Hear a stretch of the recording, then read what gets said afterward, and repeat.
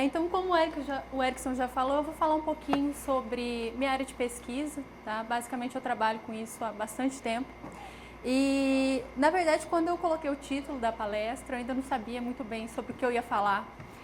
E, bom, eu espero que esteja dentro das expectativas de vocês. Então, a primeira pergunta, quem já viu alguma coisa sobre computação evolucionária? Tá. Então, eu vou começar do bem básico e aí eu vou descendo um pouquinho o nível, tá? Então, basicamente, computação evolucionária, ela está dentro de uma área que hoje está bem popular e conhecida como inteligência computacional, tá? Então, se vocês olharem aqui, inteligência computacional, na verdade, ela é um conjunto dessas três áreas aqui e das interseções entre elas, tá? Então, a gente tem aqui a parte de lógica fuzzy, redes neurais e aqui computação evolucionária. Hoje eu vou falar só sobre o que está aqui. Essa é uma área muito grande, principalmente essas interseções entre elas aqui estão sendo muito utilizadas para resolver problemas difíceis do mundo real hoje em dia. Então eu vou falar sobre alguns deles, tá? E no título da minha palestra, além de computação evolucionária, aparece um outro termo, que é aprendizado de máquina, tá? Então, de forma bem simplista, quando eu estou falando aqui de aprendizado de máquina, eu estou falando de sistemas capazes de aprender a partir de um conjunto de dados. Então, dado um conjunto de dados, eu consigo aprender um modelo e fazer esse modelo generalizar num novo conjunto de dados. Que tipo de dados são esses? Na verdade, hoje em dia, pode ser qualquer tipo de dados. Tá? Eu posso, por exemplo, perguntar quem que vai ganhar a eleição. Isso aqui é da última, esse gráfico, né? Mas ano que vem a gente vai ter, ou esse ano, né? A gente vai ter a mesma coisa aqui. Quem é que ganha? Então, baseado em dados de, por exemplo, Twitter, Facebook ou mesmo notícias, a gente consegue tentar inferir isso, né? Quem que vai ganhar? Ou, dado que você tem lá o Netflix, vive assistindo filmes, então, qual filme que eu devo te recomendar? O que você vai gostar? Né? Ou, até mesmo, a gente tem muita coisa no Twitter hoje que é para prever doenças. Como que a doença vai se espalhando no mundo? Qual que é o próximo lugar? Vai ter outbreak ou não vai? Então, a gente, no laboratório, trabalha muito com aprendizado de máquina dentro da web e todos esses tipos de aplicações. Tá? Como eu não tenho muito tempo hoje, eu vou focar em uma aplicação só, que vocês vão ver lá no final, mas primeiro eu vou falar um pouquinho sobre computação evolucionária. Mas o que eu vou estar falando, né, uma das coisas que eu falei, é os desafios que a comunidade de computação evolucionária tem dentro da comunidade de aprendizado. Tá? Então, a primeira coisa, vocês veem pela cara do sujeito aqui, essa é a cara que um revisor faz quando eu mando um artigo que tem computação evolucionária para qualquer revista que seja de mineração ou aprendizado de dados. A primeira coisa que ele faz é, já não presta. Tem preconceito. Tá? Então, esse, na verdade, é uma coisa que não tem nada a ver com técnica, né, com o quão bom é o método que você propõe, mas às vezes as pessoas ainda têm preconceito. Essa é a palavra certa. Tá? Então, esse é o primeiro desafio. Então, para eles, quando eu mando isso daqui, eles só pensam nisso. SVM, resolve tudo. Tem base matemática, isso é tipo, para que eu quero outra coisa? Não preciso. Tá? Esse não é o único desafio, esse é só o primeiro. Depois eu tenho outras coisas, como, por exemplo, escalabilidade. Né? Time is money. Então, se demora muito, para mim não serve. Só que tem que ver, porque às vezes demora muito, mas o demora muito é offline. Quando você vai usar o modelo, é rapidão. Então, todas essas coisas têm que ser levadas em consideração. O terceiro, overfitting. Quem já ouviu falar de overfitting? Então, basicamente, eu tenho um conjunto de dados e eu quero aprender, que são essas bolinhas azuis, e eu quero aprender um modelo sobre ele. O que é o overfitting? Meu modelo vai lá e ele é super específico. Ele passa bonitinho aqui nos pontos. O que acontece? Quando chega um ponto novo, meu modelo é tão específico que ele não generaliza. Tá? Então, aqui eu tenho, esse vermelho aqui é a função, é o meu modelo real, vamos colocar assim. Isso aqui é um modelo que foi overfitted, né? Ele decorou os dados. Tá? Isso aqui, para mim, não serve para nada. Mas isso é um problema que não está só em computação evolucionária, está em qualquer modelo. Tá? E é um desafio nessa área que está sendo interessado, está sendo trabalhado como nas outras áreas. E por último, eu tenho uma coisa aqui que se chama semântica dos indivíduos. Como eu vou falar para vocês, eu vou mostrar durante essa apresentação, em computação evolucionária a gente trabalha com o conceito de indivíduos, onde o indivíduo aqui para mim nada mais é que um modelo. Tá? E esse modelo é uma coisa desse tipo aqui. É uma arvorezinha cheia de números, operadores e etc. né? E quando eu construo esse modelo, eu só olho para essa árvorezinha aqui. Então, é totalmente sintático. Eu não estou vendo o que essa árvorezinha está fazendo nos meus dados. Tá? Então, considerar o que acontece nos dados e não só a sintaxe aqui dessas árvores é um outro problema, um outro desafio que tem que ser estudado. Tá? Então, isso foi só uma introdução. Agora eu vou fazer o seguinte, eu vou falar um pouco sobre computação evolucionária. Então, para quem nunca viu, que é a maioria, eu vou entrar um pouquinho nos detalhes. E aí depois eu vou falar um pouco de aplicações, eu vou tentar fazer as duas coisas conjuntamente para também não explicar num exemplo muito simples, tá? Então, a primeira coisa que eu vou falar aqui é sobre esses modelos, então, que estão dentro dessa área que a gente chama de computação evolucionária, tá? Então, na verdade, o que são esses métodos, ou o que é essa área de computação evolucionária? Na verdade, você tem aqui vários métodos, vários algoritmos que foram inspirados aqui na teoria da evolução. Então, vocês vão ver aqui que eu tenho seleção natural dentro do meu algoritmo, eu tenho cruzamento, eu tenho mutação, eu tenho um monte de outras coisas, tá? E essa área, ela começou lá nos anos 60, tá? Houveram várias iniciativas em paralelo no mundo, com poucas diferenças entre esses algoritmos, e eles foram se popularizando, tá?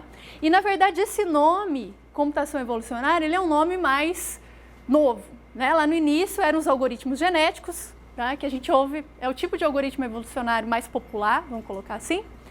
E também a gente tem a programação genética, que é uma coisa um pouco mais nova, que é de 92, tá? Se popularizou em 92, ela é um pouquinho antes disso, ela foi criada. E nos anos 90, com o aparecimento de programação genética, as pessoas começaram a estudar isso aqui e ver o que eles podiam resolver, qual que é o tipo de problema que eu consigo resolver. Aí a gente cunhou esse termo aqui, computação evolucionária. Então, desde os anos 90, ele é utilizado para fazer referência a qualquer uma dessas técnicas, então, que são inspiradas nesses métodos darwinianos, tá? Para que você usa? Basicamente, a resposta é para quase o que você quiser, tá? Mas, lógico, tem que ser alguma coisa que faz sentido eu usar esse tipo de algoritmo.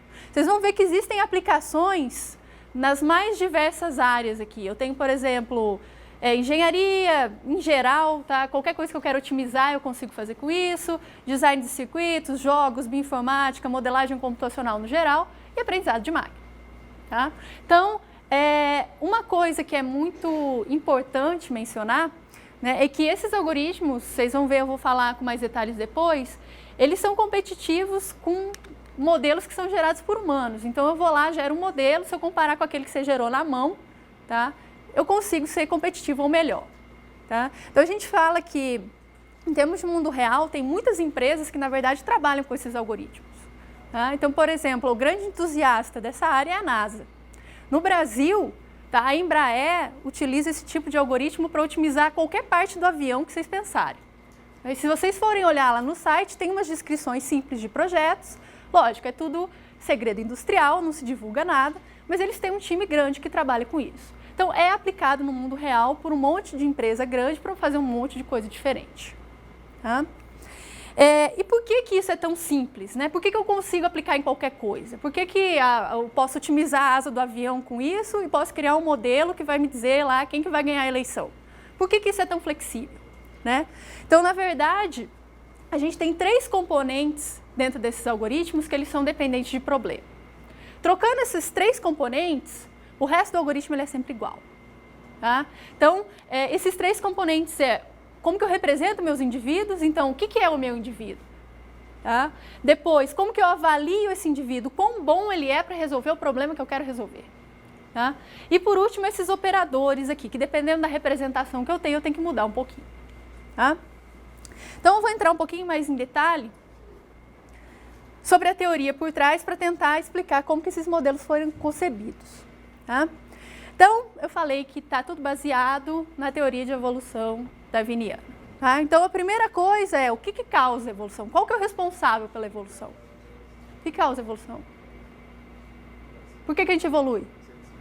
Seleção natural, primeira coisa. Olha os passarinhos aqui, ó. Passarinho comendo bichinho verde. Aqui tem o laranjado. O que acontece ao longo do tempo?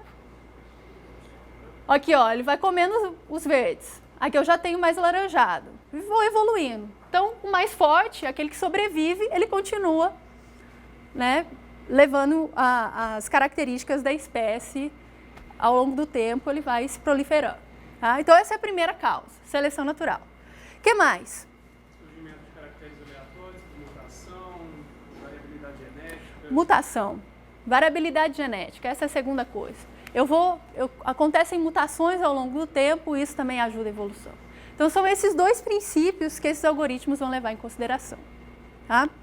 Então, vamos lembrar lá de quando vocês estavam no segundo grau? Eu vou colocar só um desenho para vocês lembrarem aqui o que serviu de inspiração para esses algoritmos. Lembra lá que eu tenho o DNA é formado por genes e esses genes têm cromossomos. Tá? Basicamente, aqui nós vamos usar dois conceitos, cromossomos e genes. Tá? Então, um indivíduo é um cromossomo só. Tem um cromossomo, esse é um indivíduo, ele representa uma solução para o meu problema. Sempre. Indivíduo, solução para o problema. Tá? E esse indivíduo ele é dividido em partes menores, que são os genes. Então, cada posição ou cada parte do meu indivíduo é responsável por uma coisa diferente. Tá? Então, para os algoritmos que eu vou falar aqui, vocês só precisam desses conceitos. Cromossomo é a mesma coisa que o indivíduo. Tá? O genótipo, que é o que está contido ali naquela solução, naquele indivíduo, no cromossomo. É o que eu vejo lá, são os zeros e uns no computador, como que eu vou, né, codificar isso. E eu tenho o fenótipo, que é como esse genótipo se expressa e são outras características que podem ser mudadas pelo ambiente, de forma bem simplista, tá? Bem simplista. E por último, eu tenho o que eu chamo de fitness, que é o quão bom um indivíduo é para resolver um problema. No mundo real, ou no mundo real, ótimo. No caso da evolução, é como que ele se adapta ao ambiente. Então, o besorrinho ali, o laranjado, ele vai se adaptando melhor porque tem menos gente ali para comer, o passarinho não está, né, o alvo não é ele, e ele continua passando material genético, ele vai sobrevivendo, ele é o mais forte. Então, a fitness dele é maior do que a do verde. Essa é a ideia. São só esses 4 conceitos que vocês precisam. Tá? Então, saindo disso aqui, sabendo que eu tenho lá a teoria da evolução, eu tenho a seleção natural, eu tenho mutação, eu tenho variabilidade, a gente chegou nisso aqui. Isso aqui é um fluxograma para qualquer algoritmo evolucionário. Tá? Lógico, você pode colocar partes novas, mas normalmente você vai tirar talvez um desses operadores aqui, dependendo do tipo de algoritmo que você usa, tá? Mas é sempre isso aqui. Então, vamos passar passo a passo aqui por isso aqui. O que acontece? Primeiro, eu tenho essa população inicial. O que é uma população? Conjunto de indivíduos. O que é o indivíduo? Sempre a solução para o problema que eu vou resolver. Tá? Então, se meu problema eu quero saber se o candidato A ou B vai ganhar a eleição. Meu indivíduo é um modelo que vai me dizer se o candidato A ou B vai ganhar a eleição. Tá? Eu quero achar, por exemplo, eu tenho uma função qualquer, eu quero achar o máximo daquela função. Meu indivíduo representa o máximo ou o conjunto de máximos daquela função. Então, eu sempre tenho um problema, eu tenho que dar um jeito de traduzir esse problema para o indivíduo. Tá? Então, eu tenho aqui um conjunto de indivíduos, aí o que eu faço? Eu avalio esses indivíduos. Então, eu falo, esse indivíduo é muito bom para resolver esse problema ou muito ruim para resolver esse problema, mas numericamente. Eu tenho uma medida que me diz o quão bom ele é. Então, eu tenho os indivíduos, eu sei o quão bom eles são, e aqui eu tenho um processo de seleção que tenta ser bem parecido com seleção natural. Então, quem é mais forte, quem tem fitness maior, que é melhor, sobrevive. Tá? Mas isso, vejo que é probabilístico, não é sempre o melhor sobrevive, senão eu não preciso ter esse tipo de algoritmo. Tá? Eu seleciono e os melhores, eles passam aqui por algumas operações, tá? Que é o cruzamento, que eu vou mostrar para vocês depois. A reprodução, eu simplesmente copio um indivíduo para a próxima geração. E a mutação, que eu aleatoriamente troco uma parte desse indivíduo. Tá? E depois dessas operações, eu crio uma nova população aqui e eu tenho um critério de parada que pode ser, eu cheguei a uma solução tão boa quanto eu estava procurando, ou estourou meu tempo, eu tinha isso e acabou o tempo, ou o número de gerações, que a gente chama, que é cada vez que eu passo por esse ciclo aqui, então eu tenho uma geração. Eu posso fazer isso por um número de gerações. Tá? E aí começa tudo de novo. Tá? Eu tenho uma nova população, se eu não for parar, avalio todo mundo, seleciono, cruzamento, reprodução, mutação, e fico nesse loop. Tá? E eu vou fazer isso, então, quantas vezes aqui eu achar necessário, até eu chegar a esse critério de parada e retornar a melhor solução para resolver meu problema. Ok? Bom, isso eu chamei de computação evolucionária. Algoritmo de computação evolucionária, qualquer. Tá? Na verdade, historicamente, você tem vários tipos de algoritmos evolucionários e as diferenças entre eles, inicialmente, estavam em como você representava os indivíduos. Hoje isso não é mais verdade. Tá? Existem várias outras explicações. Eu posso ter um algoritmo genético que tem características de uma estratégia evolucionária, assim por diante.